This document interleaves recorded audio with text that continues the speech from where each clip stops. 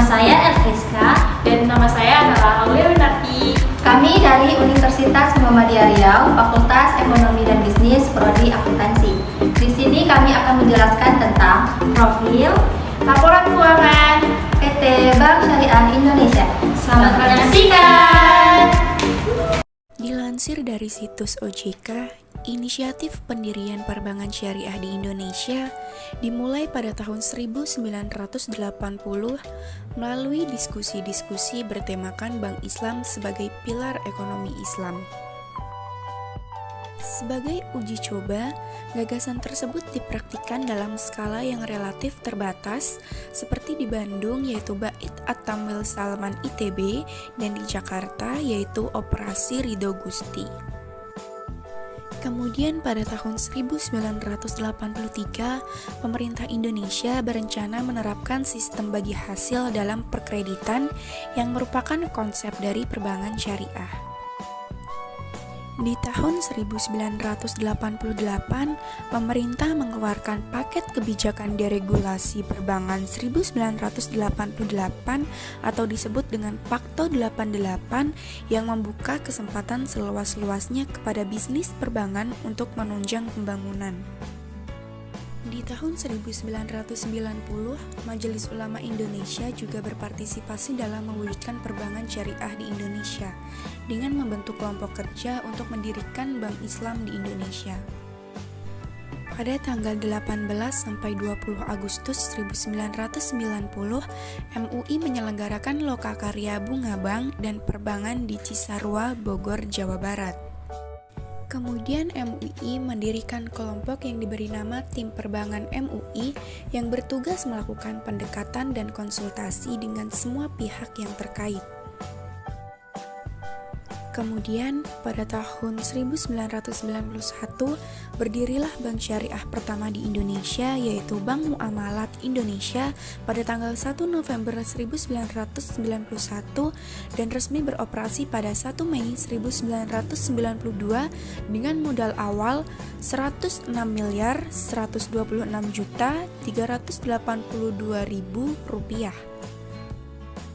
Pada tahun 1998, pemerintah dan DPR melakukan penyempurnaan UU nomor 7 tahun 1992 menjadi UU nomor 10 tahun 1998 yang secara tegas menjelaskan sistem dalam perbankan di Indonesia, yaitu sistem perbankan konvensional dan syariah.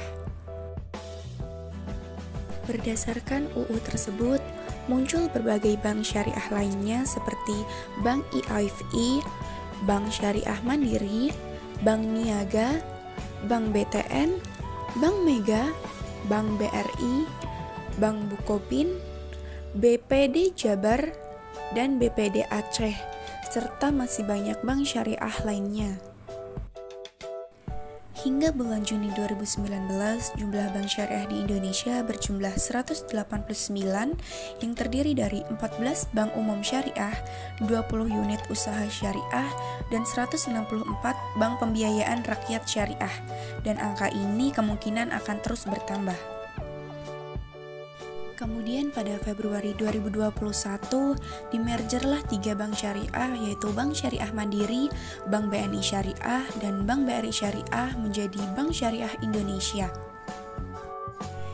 Alasannya yaitu sebagai bagian upaya dan komitmen pemerintah dalam memajukan ekonomi syariah sebagai pilar baru kekuatan ekonomi nasional, dan tujuannya yaitu untuk meningkatkan pasar perbankan syariah dan menjadikan perbankan syariah makin eksis di kalangan masyarakat.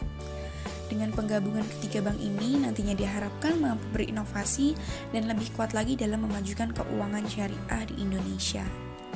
Selanjutnya, laporan posisi keuangan periode 31 Maret 2021 dan 31 Desember 2020, di mana total aset, liabilitas, dan ekuitas pada tahun 2020 sebesar Rp239.630.550, sementara di tahun 2021 sebesar Rp234.427.001, sehingga di tahun 2021 mengalami penurunan sebesar Rp5.203.549.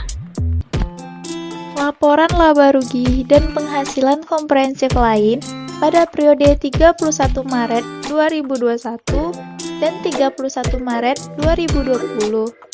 Laporan laba rugi di PT Bank Syariah Indonesia mengalami kenaikan laba di tahun 2021 dibandingkan laba di tahun 2020.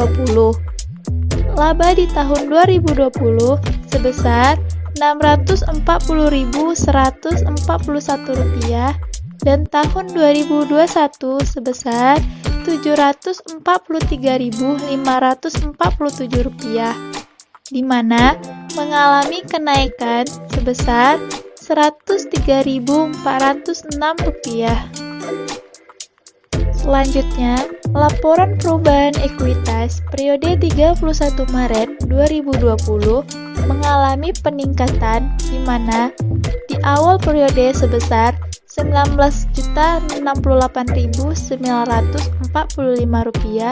dan di akhir periodenya senilai Rp19.964.680.